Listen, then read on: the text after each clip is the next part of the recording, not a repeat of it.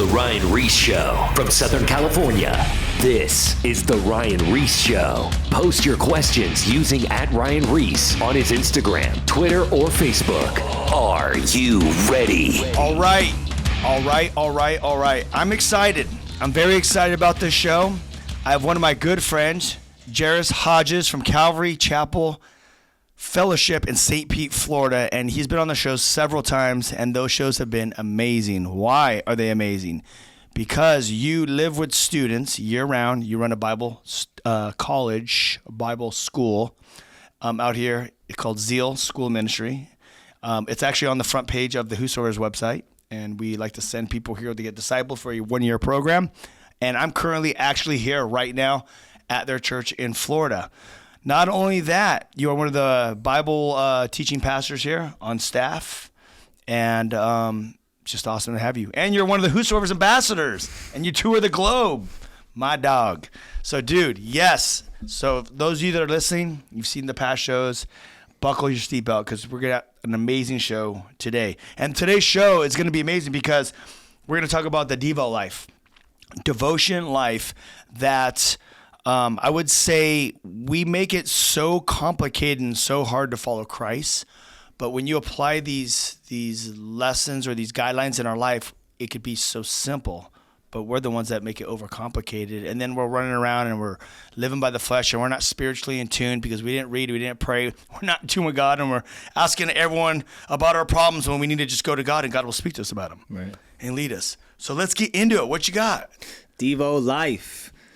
For anyone that wants to know, Dvo Life is a Christianese kind of term. It's a terminology that becomes common in the church because it stands for devotion, devotional, because you are devoted to God. So the most practical way to show your devotion to God and to build upon your devotion to God is reading your Bible and praying. It's those two simple things.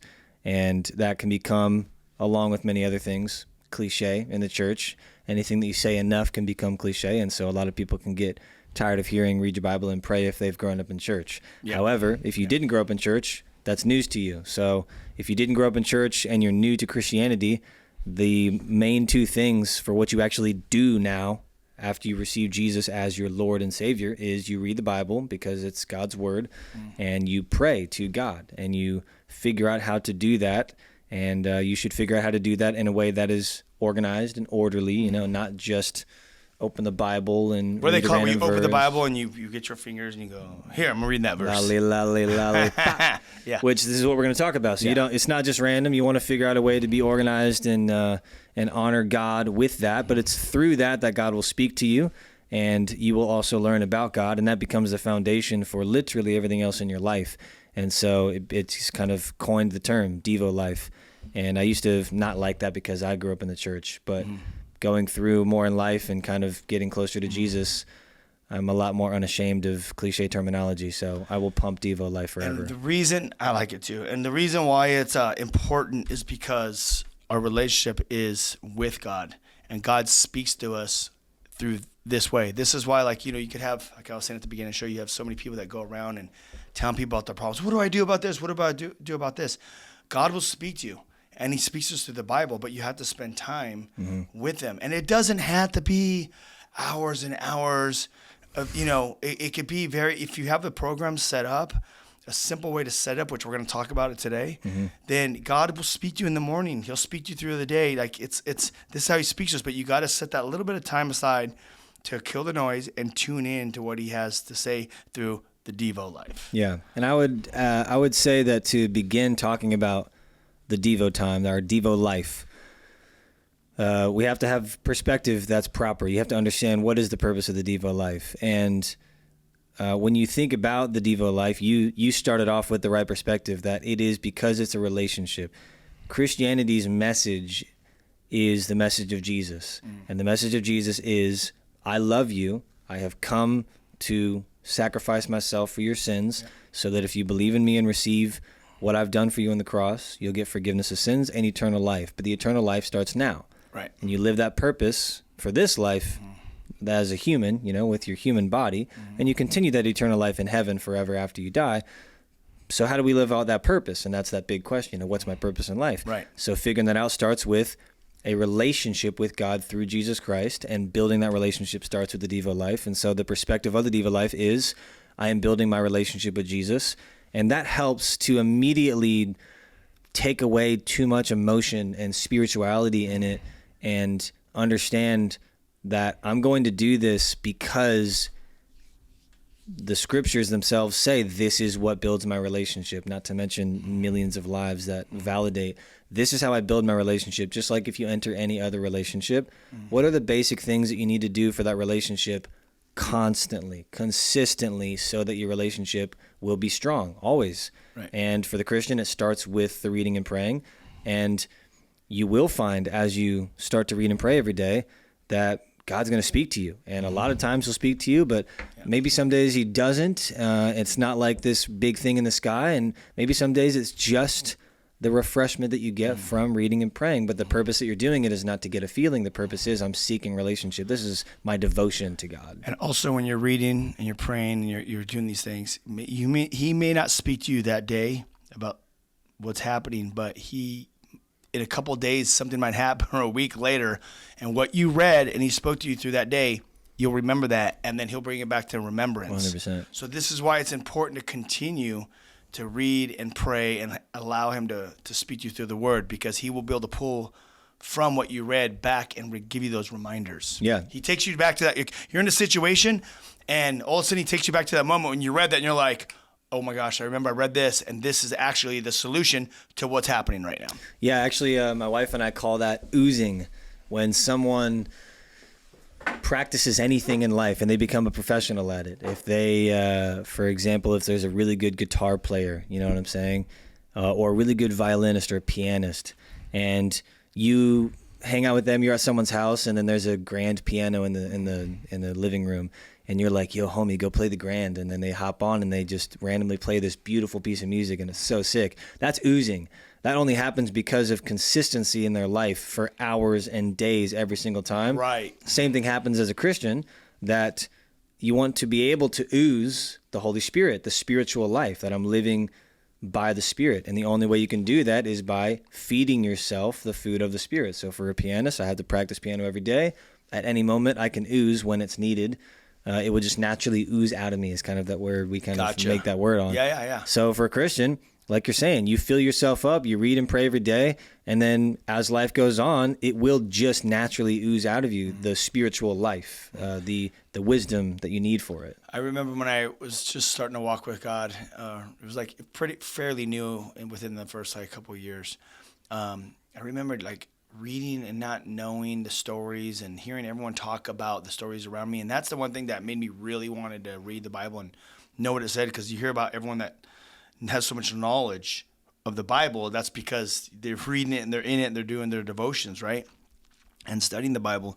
And then I remember one day I was talking to someone. It was like a neighbor in a neighborhood, and someone that was walking in the neighborhood with a dog, and we had this conversation. And all of a sudden, as I'm talking to him, the word of God was coming out of my mouth.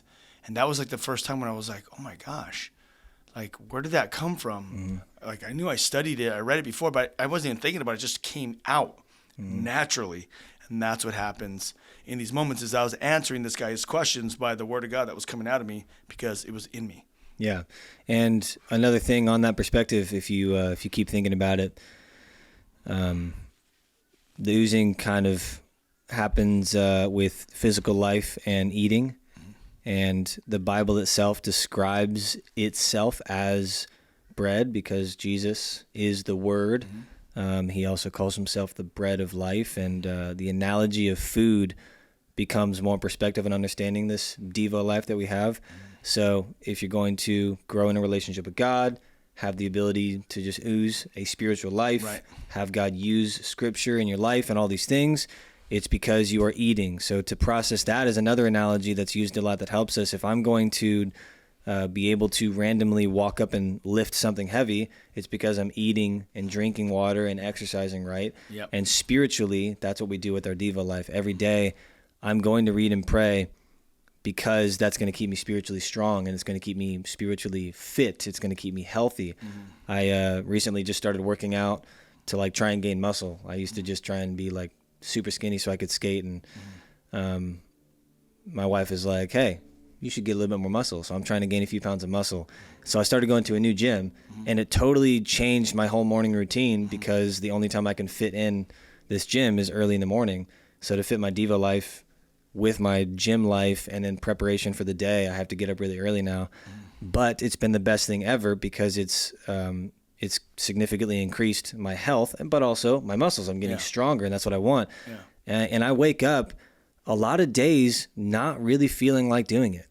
Like I really don't want to get up right now. I don't want to go to the gym and like pump weights and get exhausted. But then you wake up at 4:30 in the morning. Yeah. No one wants to do that. Nobody likes that. Unless you're, but this is a good point, though. Crazy. This is a good point with the devotion. Exactly.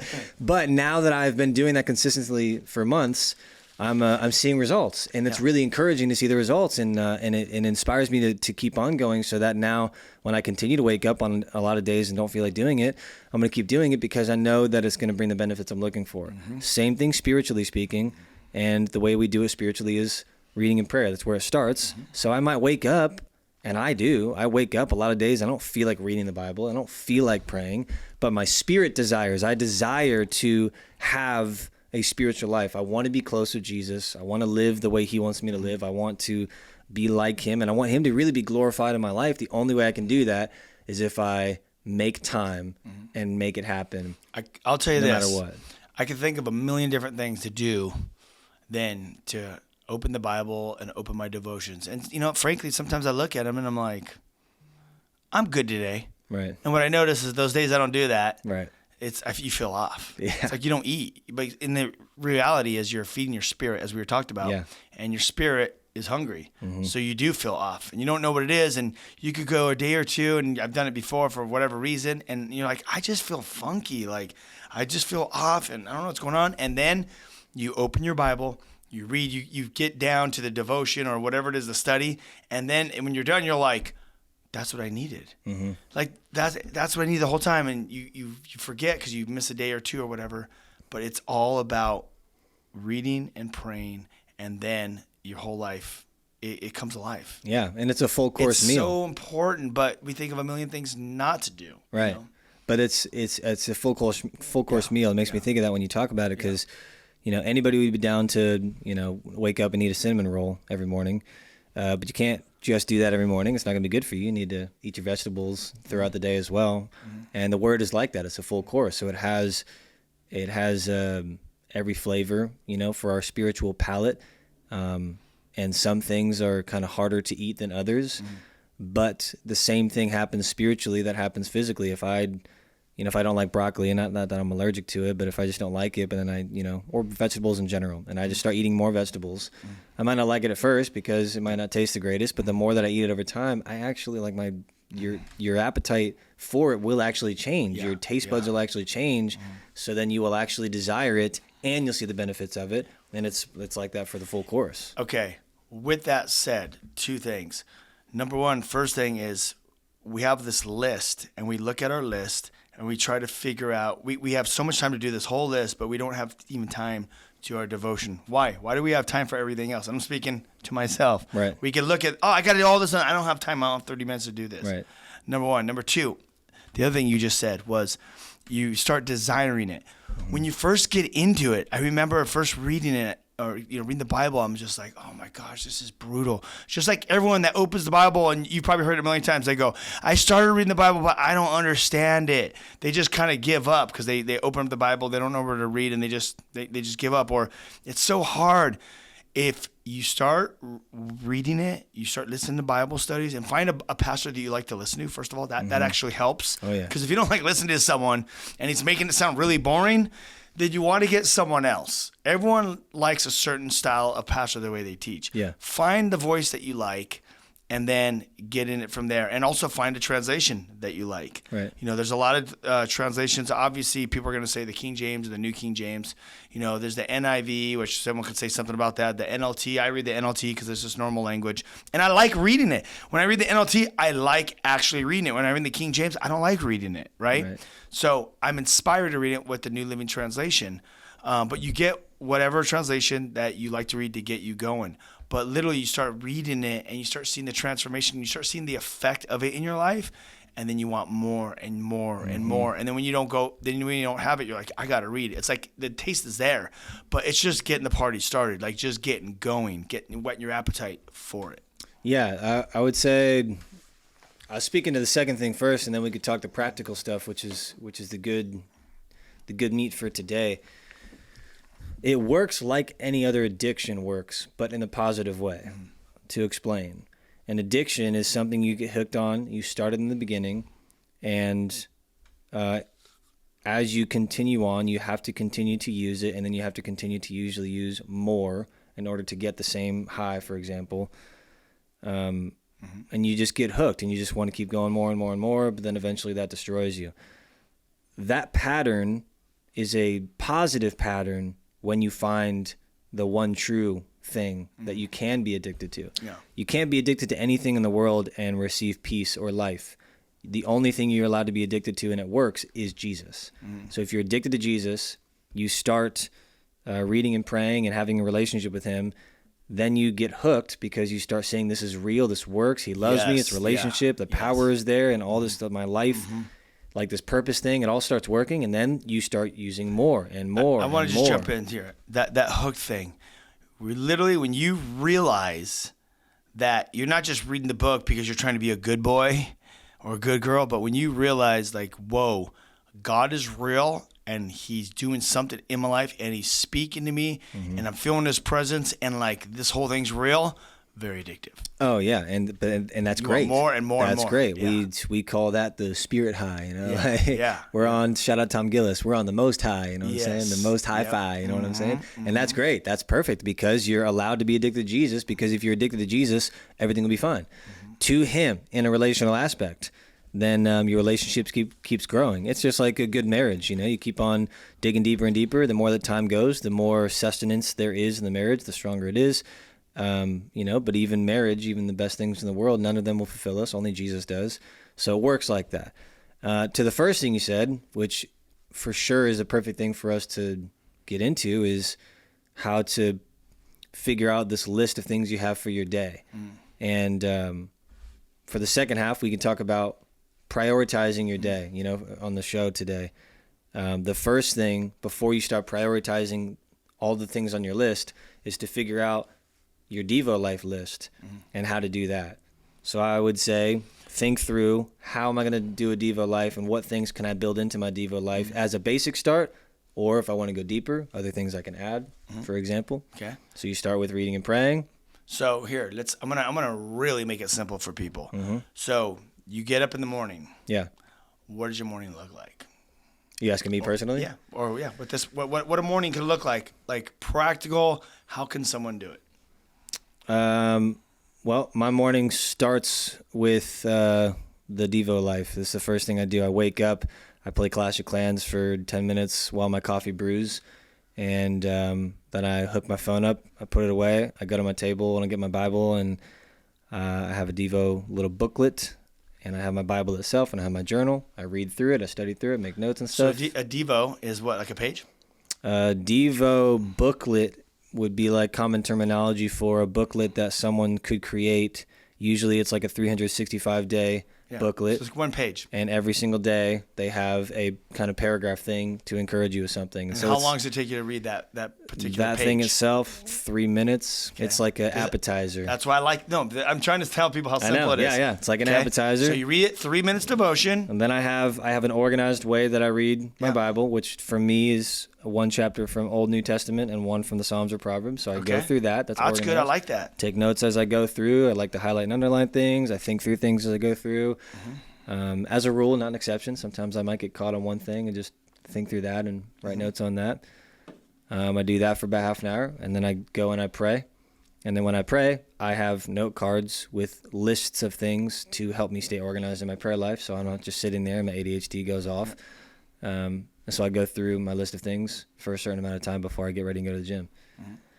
But the principles from that can be applied anywhere. How long is that whole process? My personal process, I'm reading and praying for an hour. But anybody can start with the same like skeleton at a small amount of time, which is where I started when I was first growing up. You don't have to do an hour. Yeah, you could do 30 minutes. Yeah, you could do 10. You could read one chapter of the Bible. You can open it up. A lot of people, so if you like talk to a lot of church people and they say, hey, where do I start reading the Bible? They will tell you, and they should tell you, don't just start in the beginning. A lot of people start in the first book of the Bible.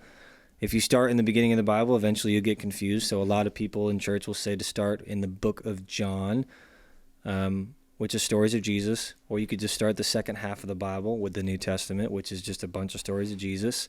I told my friend to start in Matthew. I wasn't thinking. So where do I start? I go, I might just read Matthew, Mark, Luke, John. I always say John, but for this particular one, I go, start in Matthew. Right. And then he's like, what the heck are all those names? Yeah. I'm all, I forgot to tell you. Skip the names. We will come back to that in a Bible study. And I remember it shows the genealogy. But I go, start in chapter 2. And I remember too, even when I did that growing up, I remember like being really young and reading Matthew, Mark, Luke, and John and being confused. I was like, why are the same stories coming up? Like, why are they repeating the stories? So that's why a lot of people will say John. So it's less confusing, and it proves that Jesus is the Son of God. But I want to tell people about my day and a way to do it, okay? Right. As well. So here's two different perspectives. So I get up, and right when I get up, I turn on. I have an app called K-Wave, and it has Bible teachers every 30 minutes on the thing, and then they'll throw every 30 minutes will be a Bible teacher, and they'll have some worship in between, like a song or two, okay? So if I'm not feeling, for whatever reason, the study that day, I just throw worship music on. Mm-hmm. So now I have worship music or I have Bible studies just floating through the air in my bedroom and where I'm at, in my phone. So it's on me. So I walk downstairs, I make a coffee. From there, then I go to, or whether if I'm going to shower or whatever in the morning, brush my teeth, that's all. There's music or a Bible study happening. So my mind is on Christ. Yeah. And I'm not hearing you're doing worship music or I'm not hearing everything, but better than the things I'm hearing than hearing nothing, right? So my mind is already on Christ. I'm hearing the worship, I'm singing, or I'm hearing these nuggets from these Bible studies as that's happening. Then I go downstairs and make my coffee. Still have the worship or I have the Bible study happening. Then I go into my office. And from there, then what I do is I'll take my kids, end up taking my kids to school, and I drop them off, and then on the way back, I'll listen to start a topical Bible study with Chuck Smith right now, going through the Bible wherever I'm at in that topical study, and it's 30 minutes. So basically, by the time I get home from school, I still have 10 minutes left of the study, because I'm just driving home. So I'm like, okay, that's 20 minutes of the Bible study. Then I get home, go in my office, I finished the last 10 minutes of the study. So I'm already just going about my day, my normal stuff. And I've already heard some studies. I've heard worship. And now I heard a whole Bible study already just to get the day started. Yeah. Which that could just be dead time doing nothing, right? Then I get home. Then I open up my devotion. I have 3 devotions.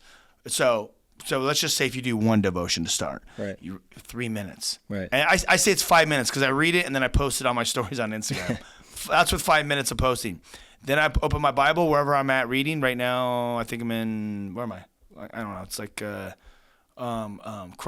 2 Corinthians. So I'm reading through there, and then what happens is I'll either highlight something, underline, make my notes. I could take a picture and post it on Instagram for people to be ministered to, or I just read a chapter there or 2 chapters, depending, and then I do the one in Proverbs. But I'm going to start adding the Psalms.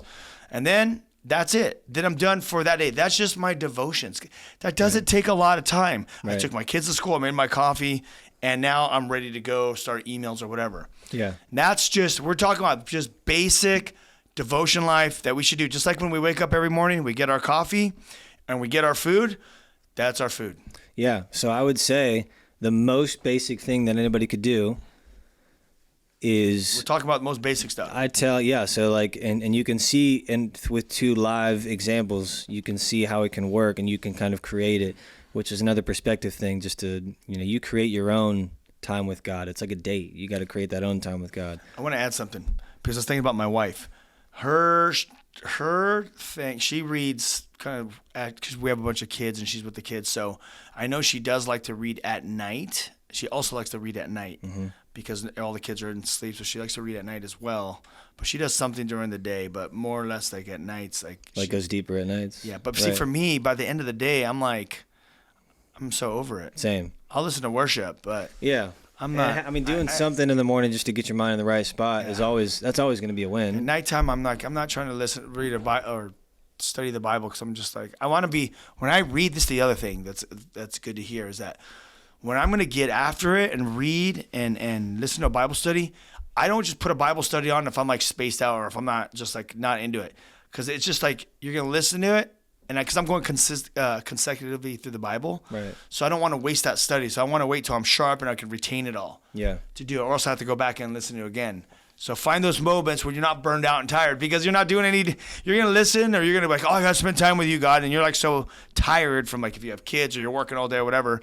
And you're just wasting it because you're not even retaining it. Yeah, I got a friend that does the same thing. So make sure that you're actually focused and your mind is like, I like to do it in the morning because my mind's like, it's fresh and it's ready. Yeah, I got a friend that does something small in the morning but goes deeper at night because he's like a night owl. And that's biblical too. I mean, biblically, starting the day with the Lord, even if it's something small.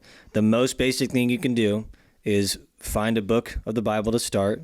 John or the New Testament or whatever is a good thing. Do one chapter and read through it.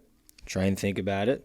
You just have your Bible. You just read the chapter and think, and then pray for 5 minutes. Reading the chapter could take 5 minutes. Praying could take 5 minutes. I tell a lot of people to do this. A lot of people that are just saved, a lot of young people that get saved. And something I did a long time ago to help me get in the habit and of good prayer, that's a whole other subject, but prayer is not done as hardcore as it really should be. We're going to get back to the hardcore stuff after the break. But like in general, actually praying, I tell a lot of people, like, you keep your phone away from like distraction purposes, but use your phone if you want. Set a timer for 5 minutes. Throw the phone away from you and then sit and do some kind of intentional prayer. Talk to God. And you can start getting organized if you want, but the most basic is at least just sit and talk to God. Talk about you and him. Talk about your day. Ask him to be with you and help you. You know, think about Jesus dying on the cross for your sins. But by the time 5 minutes goes by, the alarm goes off. The minimum that you've done is read a chapter and prayed for 5 minutes. That's 10 minutes. That is so easy. Mm-hmm. And from there, you can start growing in all kinds of ways and adding all kinds of things. If you do that every day, and you might be listening right now and you're like, 10 minutes? Yep. Easy. Mm-hmm. Okay, we'll just do it. For real. Because that's the hard part. But when you do it, it will, you'll start getting that taste and you're going to love it. And you're going to be like, dude, it's going down. Especially if God starts speaking to you and all of a sudden you look at him, he speaks to you and you're just going after it. And praying, talking to God, just talking to him. Yeah, and another thing I would say, like as a good general perspective, is that the morning Devo time is a kickstart to just you living your life with God all day. So like you were saying earlier, that he'll bring things up and use things from Dvo Life. It's the particular time of day where we are going to sit alone with God with nothing else going on, and that alone is important, but it also is just a kickstart into your day because you're supposed to be walking with God all day. You're thinking about God. You're talking to him all day long. So if you think about a relationship, if I only talked to my wife in the morning, what's up with that? You know, I'm going to hang out with her all day and talk with her all day or whatever. But we're going to go on dates, and that's going to feed us. So the Devo is like the date, and it helps you to kickstart that, you know, you're kind of in the right mindset. And that's why, like, you'll see a difference. Even if you do 10 minutes a day, you'll start seeing a difference. You will. That's just the basic foundation. And someone like myself, and I know there's people out there like me that have ADHD, that I have to do it in the morning before I get my emails going, before I check my phone. I want to be fresh and focused because I get distracted. Same. And my mind gets off it, and then I'm reading it, and I'm thinking about something else. It's like, for me, that's the way my mind works because I have, ADHD. So I got to literally just go and get after it, and I'm focused. Yeah. And then I know when I'm done, then I can go back all my work. But listen, we are coming to a break to the second half. In the second half, I want to go into it. Like, we just gave the basics of daily. Yeah. Now we're going to talk about people that want to go hard. Yeah. People that want to hear God's voice. People that you want God to use you, and you want to just go to the maximum send with him, full in. So we're going to come back from the break in a couple minutes, but I have Jairus Hodges from Calvary Chapel Fellowship in St. Pete, Florida, also the director and founder of the school, Zeal School Ministry, which is located in Florida on the whosoevers.com on our homepage as well, and all that good stuff. So go to the Whosoevers and check it out. And it's a year program. But we'll be back right after the break. Peace. More of The Ryan-Ries Show coming up. Post your questions at Ryan-Ries on his Instagram, Twitter, and or Facebook.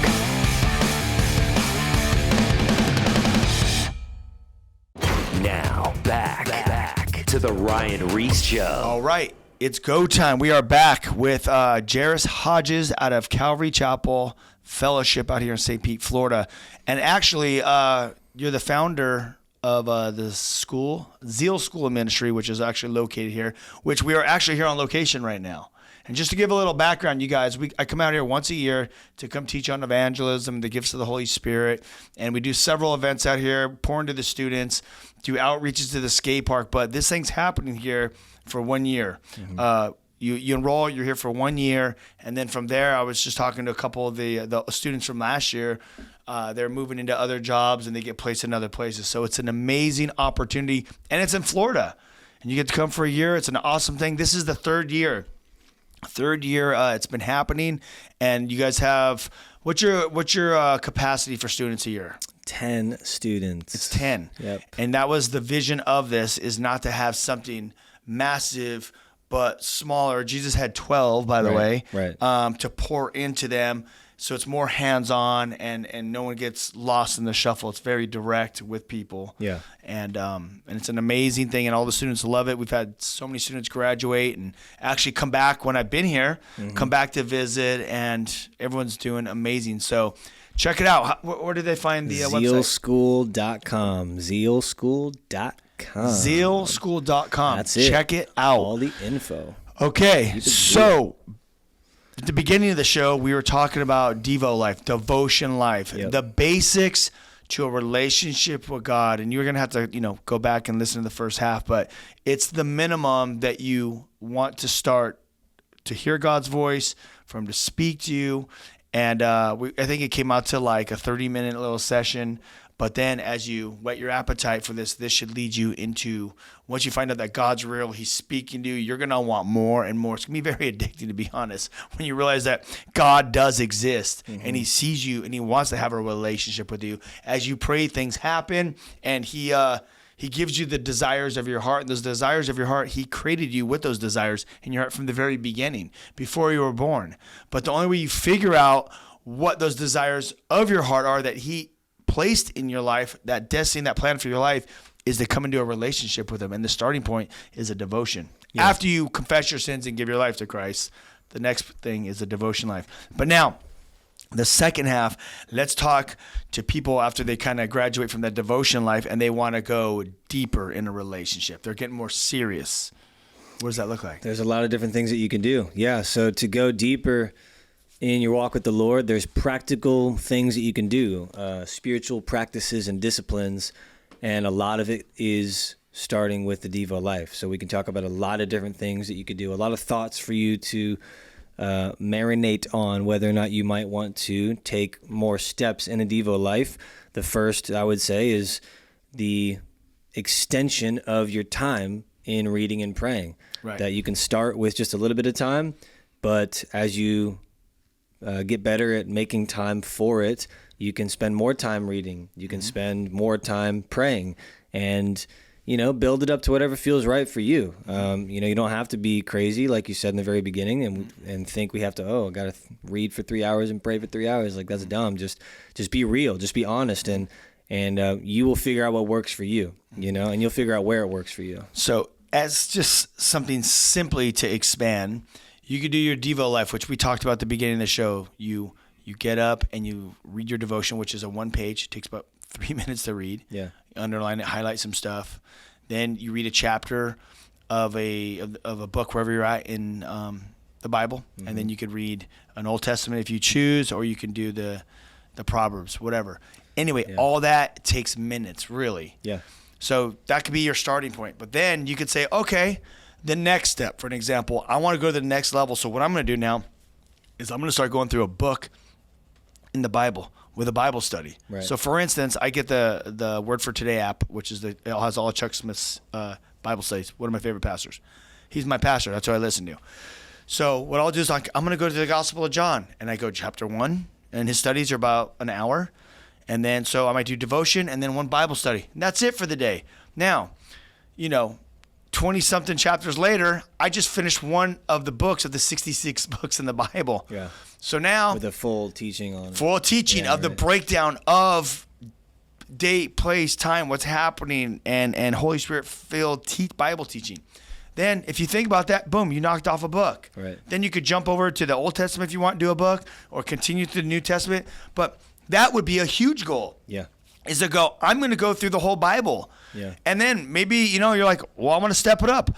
I'm going to do 2 hours. I'm going to do 1 in the morning or whatever, however you decide to do it. But you do 1 in the morning and 1 in the evening sometimes. And now that's what happened to me. You start getting that itch and you're like, I'm trying to go through these books faster because I'm trying to get the book done. So then you start upping these times when you have more availability. On a Saturday, you're like, okay, I woke up, I went to the skate park. Now I'm at home. I'm going to crank through two Bible studies where I'm just chilling and eating. Yep. And then you're focused to get through the Bible. Yeah. And then I'm just telling you this, these are so simple, just simple things of how the craving starts. And then it also gives you like a goal, like, dude, I'm going to go through the whole Bible. Yeah. I've accomplished the whole Bible. Yeah. And then some.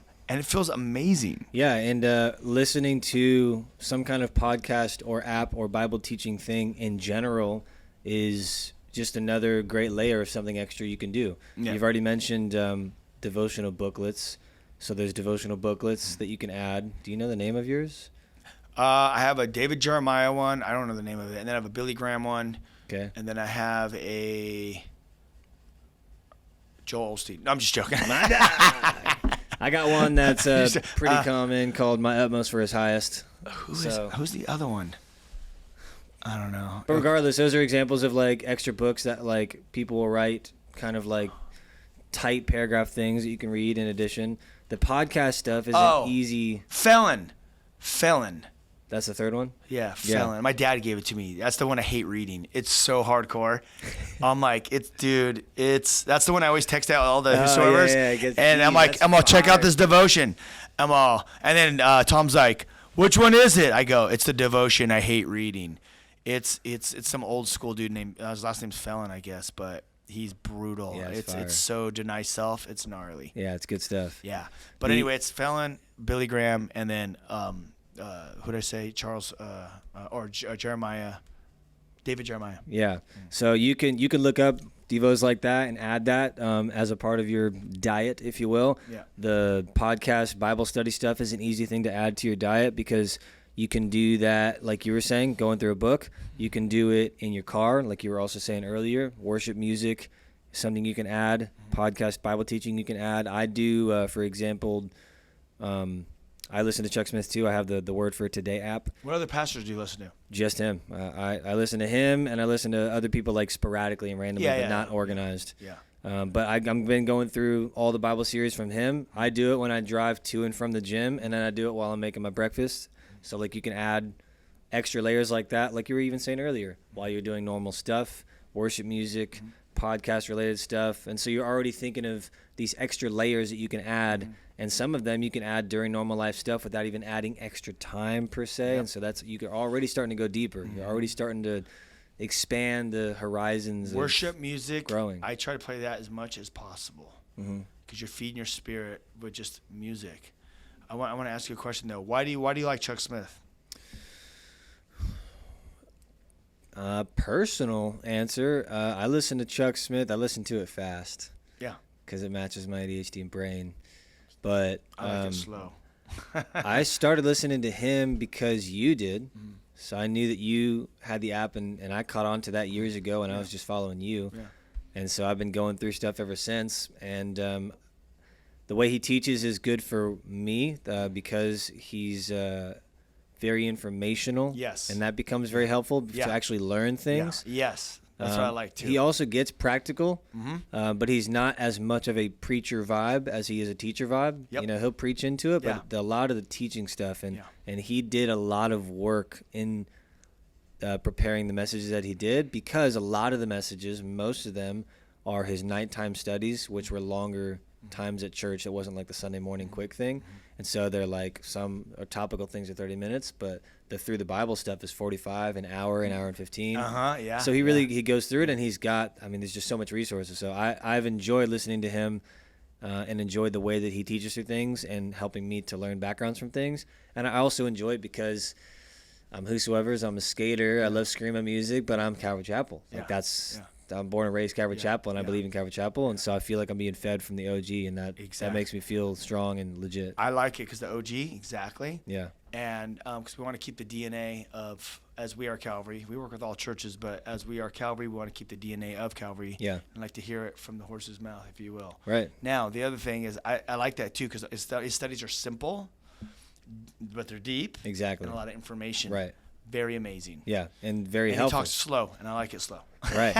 You like it fast. And you, I can process it all. But no, and by the way, the app, the word for today. Yeah. Dude, he has hours and So hours, many and things. he has in depth, Acts in depth, Romans in depth, Corinthians, all these in depth. You're talking like Topical I did the book of things, Acts in in depth one time, addition. and it was like 100 and something studies. Yeah.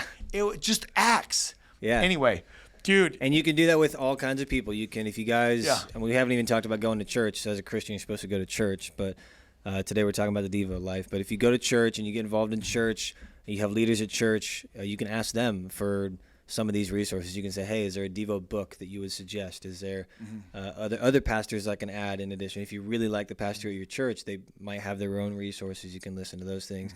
There's so many pastors out there with so many resources. Everyone. Just find out who you like. Just do a little bit of homework and find what you like. Okay.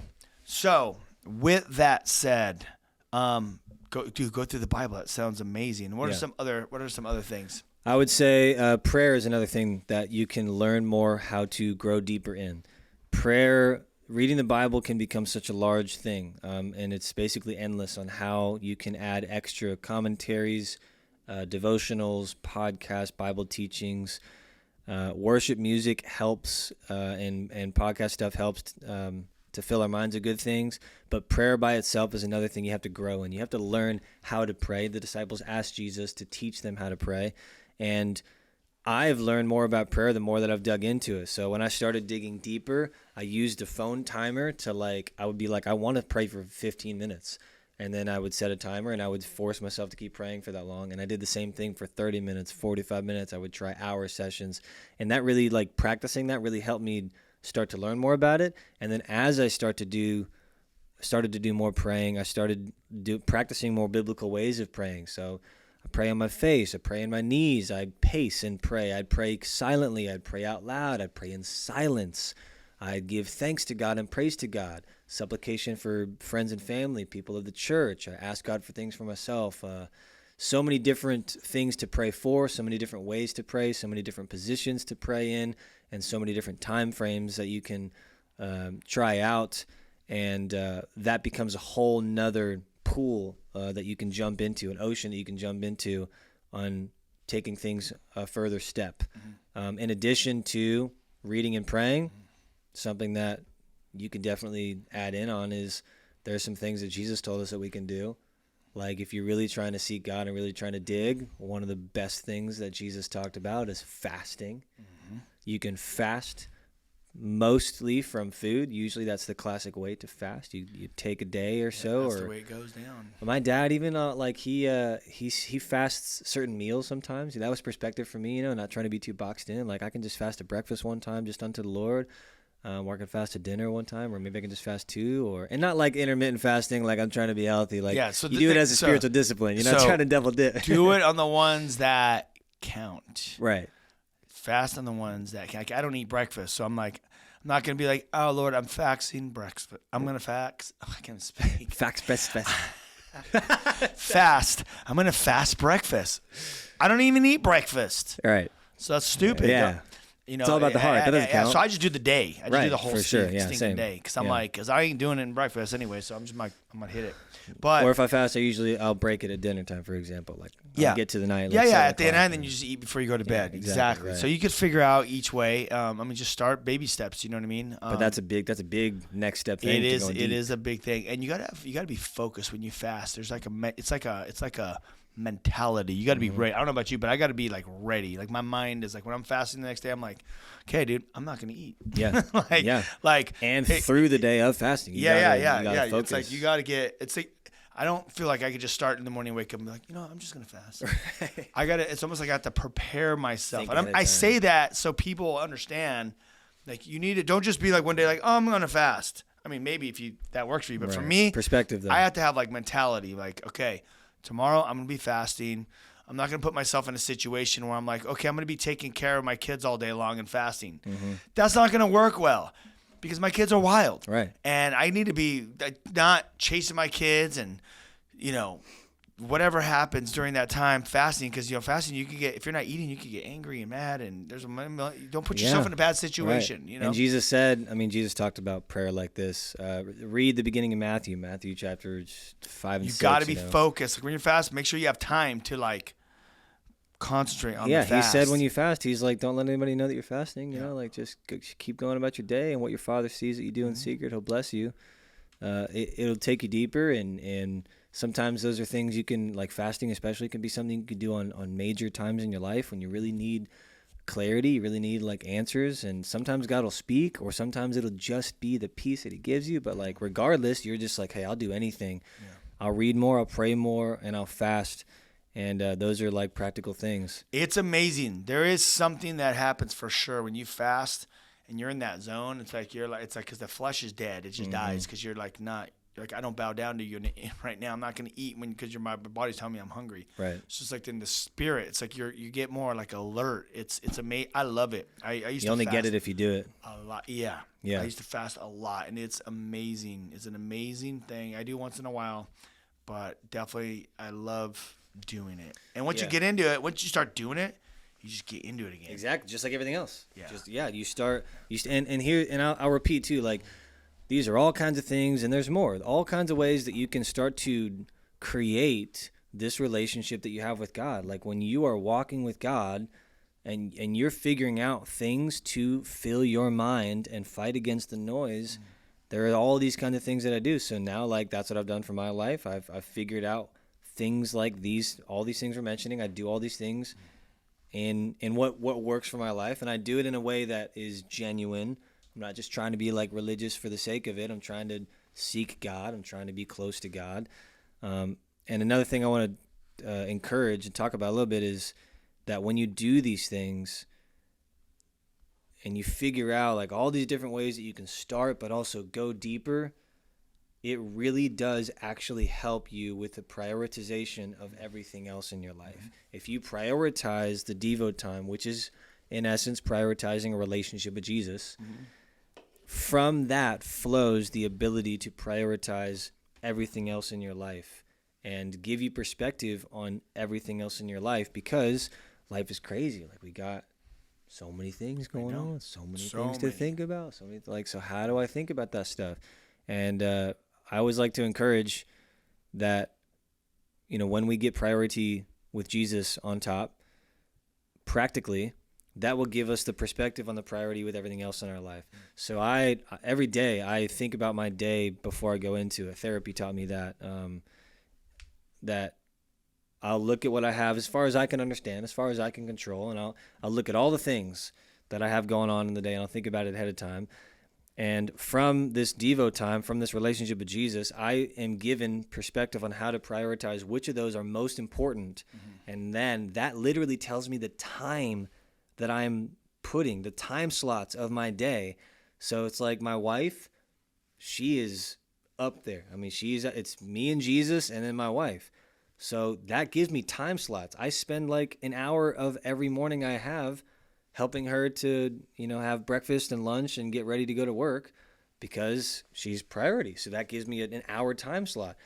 The next thing is like work, and I start thinking about work, and I think about, well, what's the priority? What is going to honor you, and what's my responsibilities you've given me, and what's the first thing I got to do? If you got kids and you think like, how do I take care of my kids? I got to make sure they're fed. I got to make sure if they're going to school, like, if you don't feed them, they'll let you know. That's what I'm saying. And so you have, and God gives you this wisdom, these priorities from His Word and from this relationship. So then I'm just trying to explain, like, I want you guys to understand, it really plans out the time slots of your day. So the top 5 or 7 things that are the most important are going to be what your day is, and the Lord will give you the wisdom for that. It might not be Taco Bell. Maybe you shouldn't do that today because like you just don't get enough time for it. The first priorities are my wife, my work. I got to have these meetings. I got to take care of my kids and do this thing. I know I have to finish that thing. I know I have to start this thing. I know these are the priorities in my day. I know that's what's going to honor God. And anything that's not on that like top 5, 7, I might have like, I got to fill my tires with air, eventually. I got a couple PSI low. That's like number 12 on my list. Yeah. So every single day I'm going to go through, starting with 1, go through my day and go through the priorities, and he will give me the wisdom for that. And that way you don't trip out, because you can think about 15 things you need to do. Yeah. But how do you actually organize that? The Dvo Life gives you wisdom to order it and then to put it in time slots. And then if you miss number 10, you don't trip, because you know that you honored God with your day. I know that I did what you wanted me to do, how you wanted me to do it, when you wanted me. I prioritized the right things and the right people because you gave me wisdom to do it. Now, that's amazing. One of the other things I do want to add to this, and I want you to speak into this, is that you got to be careful. People need to be careful that when they start getting into the Jesus thing and they're buying books and devotions, if you buy too much stuff and you start one book, you start all these different books. You go through that phase, you start all these different books, you don't finish anything. And then it becomes overwhelming. Right. You have, oh my gosh, how am I going to finish all these books? Just buy one book at a time. Finish the book and then flip over the other book. That's the way I am. Yeah. Or I'm going through, I'm reading the Bible right now, and I'm in Jeremiah, and then I'm over here in Colossians, and then I'm over here in Genesis. It's like, that will burn you out, and you just stay focused and knock out one thing at a time. Yeah, that's another thing. Don't spread yourself out too thin with this whole devotion. You get excited, It makes me think of Bible plans. We didn't even mention that's another thing, that a lot of people have Bible plans, and they'll give you a whole plan for the whole year, and then you just have this piece of paper that tells you these are the chapters you read today. But even when you do that, like you're saying, if I miss a day, then I trip out. I got to read 7 chapters the next day, or I miss 2 days. Like that's great perspective at the end of all this for you to remind everyone, like, at the end of the day, don't trip. Like, don't trip. The whole point of this that we said in the very beginning is this is a relationship with Jesus. So you never are supposed to get caught up in logistics. Life is built on principles, not logistics. Yeah. Life is built on love, So if you remind yourself of that, if you remember that perspective, then it helps you not to trip out. And I would add to that, just saying the same thing a different way. No matter how far you go, no matter how deep you go, no matter how many things you do, no matter how long it's been, nothing will ever be more important than just you and Jesus. And you have to remind yourself of that. You can so easily get slipped up while doing good religious things that are good for good purposes, and get caught up into thinking that you're super cool because you're doing religious things, and then you lose Jesus. And you can get really tripped up in doing a good job of doing a lot of things, but then you lose the fact that you're doing it for Jesus. You're doing it to be with Jesus. And this is a very real thing. An intimate relationship with Jesus is a real thing. And never forget that that's the most important thing. No matter what day it is, every day, my goal is whatever I'm doing in my Devo life and how it affects the rest of my day is for me to be close with God. And if you can say that your most comfortable, peaceful time of your day is where you make that time to just be alone with him for a little bit. If you can be alone with God and feel the peace that comes from that, and understand like the refreshment, the strength, the faith that you're filled with, of like, I know this is legit, and I know this is what matters most in my life. I'm sitting here with you right now, and you're the most important thing. And there's a peace that comes with that. If you get to that moment, that's what matters most. And being in that every single day. By faith, you might not always feel it, but you just know, like, my spirit knows this is right, and I know that you're real. I know you love me. I know you got my back. Like, you're in that. It's always about that. You always go back to Jesus. So easy to forget that. Well, this show has been amazing. I want to use the last minute just to plug the Zeal School of Ministry. Online, what's the website? Zealschool.com. And you can come here for a year. You get discipled, and then doors open up for you to maybe possibly go work at another church as an intern or get hired. There's actually houses here on the grounds of Calvary Chapel, Florida. Calvary Chapel Fellowship in St. Pete, Florida. They have houses here for the girls and the boys, and it's connected to the church. It's like this little compound here. It's an amazing, beautiful thing. You're a pastor here. You are the Zeal founder, and director, and it's just an amazing thing. If you are young, ages from what year to what 18 year? to 23. 18 to 23. If you're interested, come here. This is their third year doing it, and come be a part of year 4. Yeah, applications are open right now. It's really amazing. They have amazing Bible teachers that come here from all over the United States that come here and teach for a week at a time and lead the students. So it's just an awesome, amazing opportunity. So check them out when you get a chance. Go to the whosoevers.com. You could go to our homepage. You'll find Zeal School Ministry at the very bottom of the front page. Click there. There's a trailer video as well. Book us to come out to your local schools, do any events to outreach. Our mission is the Great Commission. Thank you for tuning in. Jairus, you're amazing. Let's do it again. Many more shows coming soon. We love you. Peace. This has been The Ryan-Ries Show. To connect and find out more about Ryan, click on Ryan-Ries.com. Check us out next Saturday at 9 p.m. for The Ryan-Ries Show.